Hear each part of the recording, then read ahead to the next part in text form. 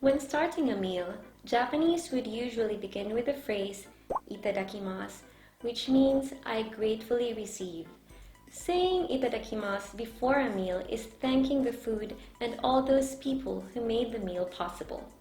Due to tattoos being associated with the Japanese organized crime syndicate or yakuza, people with tattoos are not allowed. Although recently there have been some changes, it is recommended to ask ahead before heading over. Talking loudly on trains, putting on makeup, and taking up more than one seat is considered bad-mannered and are amongst the most annoying behavior on trains in Japan.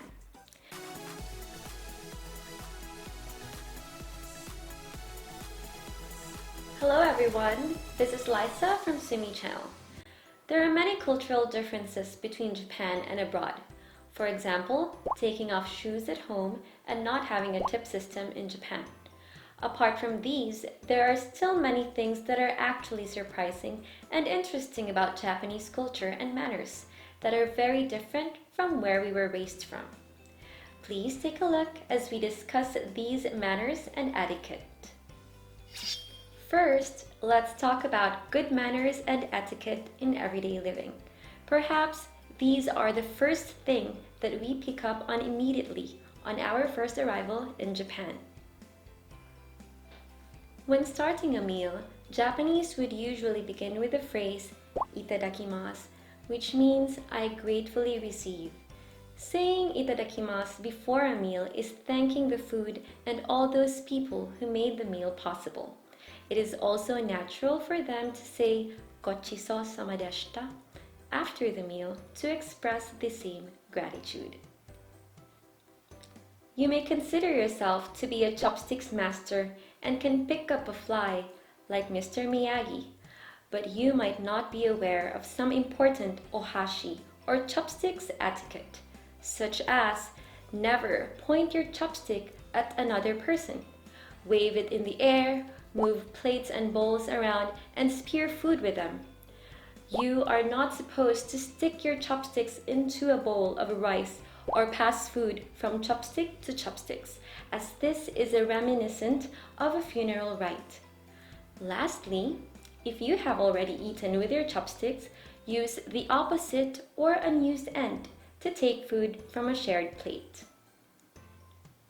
More often than not, you'd find yourself taking off shoes often when entering the Japanese-style inns or ryokan, temples and traditional restaurants. It is considered polite to remove your outdoor shoes and wear slippers when indoors. Most hosts offer slippers that you can use and you can change into one at the entranceway. Slippers are generally worn anywhere except entering a tatami floor. Remove your slippers before entering into tatami and place them neatly outside the tatami room. You also need to change into toilet slippers when entering the bathroom and should never be used outside the toilet area. Perhaps having the hot spring experience in Japan is one of the top must-do. For a more authentic and enjoyable hot springs or bathhouse experience, you need to keep these manners in mind. You need to clean and wash yourself first before entering. Swimsuits are not allowed at the traditional hot springs or bathhouse, so if you feel shy walking around in your birthday suit, you can use the small towel to cover your private areas. Due to tattoos being associated with the Japanese organized crime syndicate or yakuza, people with tattoos are not allowed. Although recently there have been some changes, it is recommended to ask ahead before heading over. Arriving on time in Japan, be it for dinner, doctor's appointment, interview, or meeting a friend, is very important. It is considered to be extremely rude to be late and inconsiderate to ask people to wait for you. Having said that, arriving 5 to 10 minutes earlier is considered to be on time. A large part of the Japanese people spends most of their time taking the public transportation, mainly the train. It is therefore expected to be considerate of other people and be particularly conscious of the flow of people around you. Don't block passageways with yourself, your backpack, or luggage. During busy hours, follow the walking directions on stairs and passageways inside the station. Waiting passengers form lines on platforms and always let passengers align before boarding the train. Talking loudly on trains, putting on makeup, and taking up more than one seat is considered bad-mannered and are amongst the most annoying behavior on trains in Japan.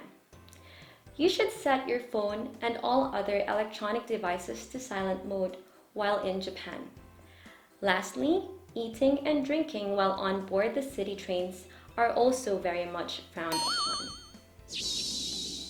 Next are the good manners and etiquette at work, which are important when you are planning to do internships or build a career in Japan.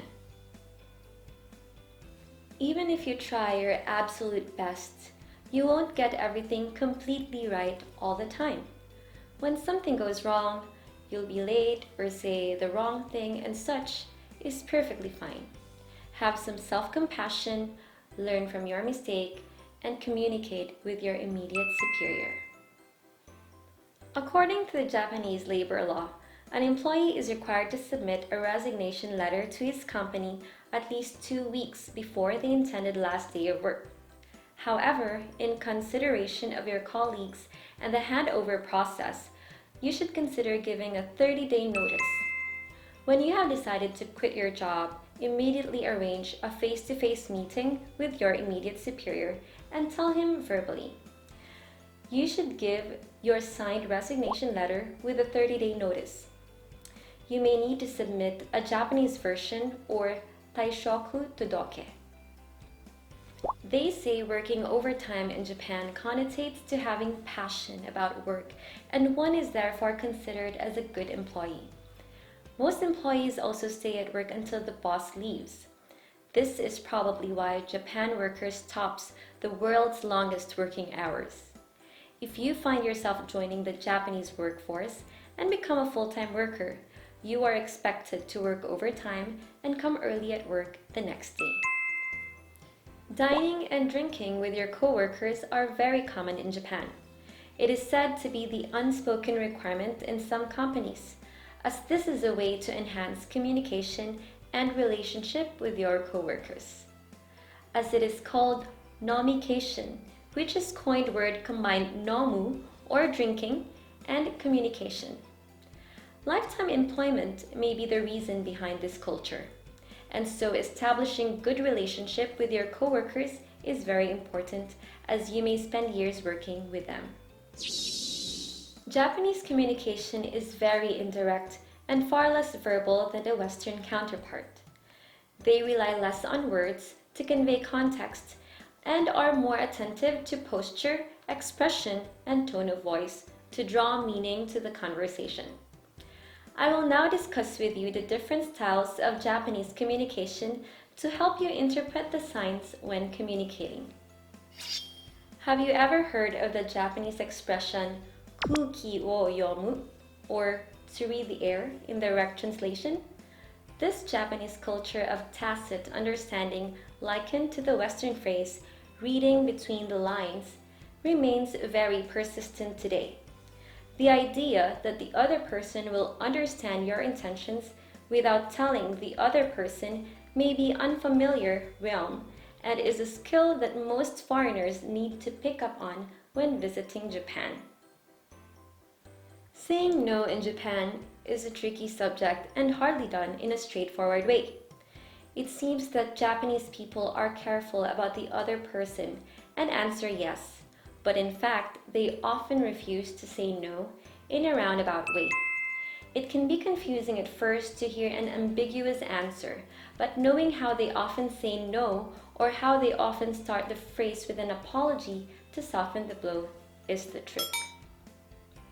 In Japan, you may find yourself hearing Sumimasen or I'm sorry often too much that you end up wondering, why do they like to apologize so much? Besides Sumimasen in expressing an apology or a request, it also carries a meaning of gratitude. You can use to soften up and make a situation go smooth, to read the air, and even acts as a self-defense. It is important to recognize the versatility of using the one single word in many different situations. And that's it for today's topic about understanding Japanese manners and etiquette. I hope I was able to explain it to you clearly and perhaps deepen your understanding of Japanese culture and way of communicating. Please don't forget to like, share, and subscribe to our YouTube channel as we find more ways to make foreigners' life easier in Japan. Thank you so much for watching until the end. Bye bye!